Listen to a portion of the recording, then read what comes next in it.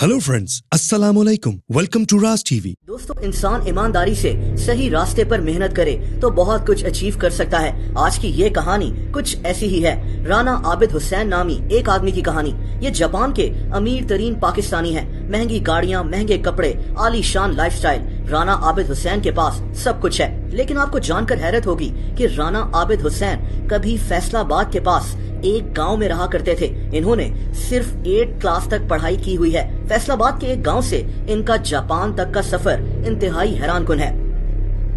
दोस्तों, आबिद हुसैन जापान के शहर नगोया में रहते हैं। इनको जापान में किंग ऑफ ट्रक्स भी कहा जाता है। इनके बारे में मशहूर है कि ये ट्रक्स के डॉक्टर हैं, यानी ये ट्रक के इंजन की आवाज से बता सकते हैं कि इसमें क्या खराबी है। राना आबिद हुसैन का जापान में ट्रक्स का और लॉजिस्टिक का बिजनेस है। ये जापान से बाहर ट्रक्स एक्सपोर्ट करते हैं, लेकिन इनका असल काम जापान के अंदर ही है। ये जापान में यूज्ड और नए ट्रक्स बेचते हैं। राना आबिद हुसैन को जापान में टोयोटा ने हिनो ट्रक्स का एक्सपोर्ट डायरेक्टर भी बनाया हुआ है। इनको महंगे कपड़े, घड़ियां और गाड़ियां खरीदने का बहुत शौक है। इनके पास एक घड़ी की कीमत तो 5 करोड़ रुपए तक की भी है। दोस्तों, राना आबिद हुसैन के पास हर तरह की महंगी गाड़ियां भी मौजूद हैं। इनके पास अपना एक हेलीकॉप्टर भी है। लेकिन कई 100 करोड़ रुपए के मालिक राना आबिद हुसैन यहाँ तक पहुँचे कैसे?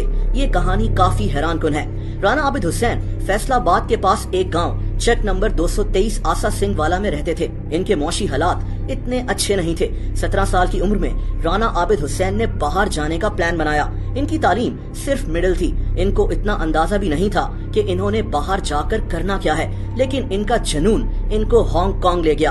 हांगकांग से ये साउथ कोरिया पहुंचे और वहां से शिप में बैठकर गैर कानूनी तरीके से जापान पहुंच गए। जापान पहुंचकर इनको कोई आइडिया नहीं था कि आखिर करना क्या है। शुरू में तो इन्होंने अखबार भी बेचे, फैक्ट्रीज में भी काम किया, पेट्रोल पंप्स पर भी नौकरी की। कुछ दिन ऐसे भी थे जब राना आबिद हुसैन किसी पार्क में ही रात को सो जाया करते थे। लेकिन इन सब नौकरियों ने आबिद हुसैन को जापान के कल्चर को समझने में बहुत मदद की। दोस्तों, कोई हलाल काम छोटा या बड़ा नहीं होता। इंसान जो भी काम कर रहा हो उससे सीखकर जिंदगी में आगे बढ़ने की कोशिश करनी चाहिए। राना आबिद हुसैन भी यही कर रहे थे। कुछ साल शदीद मेहनत करने के बाद राना आबिद हुसैन के पास कुछ पैसे जमा हो गए। दोस्तों, इन्होंने अब कोई कारोबार करने का सोचा। इस दौरान इनकी जापान में काफी जान पहचान भी हो गई थी। इनको पता था कि जापान में ट्रक्स का काम काफी फायदेमंद हो सकता है।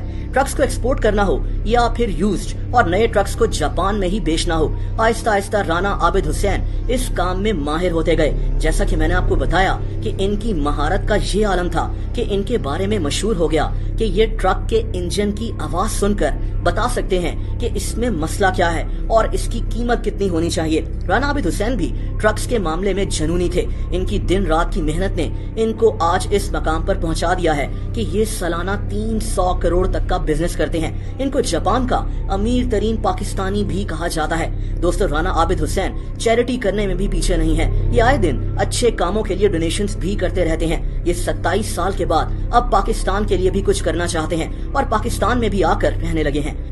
हमारे चैनल को सब्सक्राइब करना, बेल आइकन पर क्लिक करके लाइक करना मत भूलिएगा।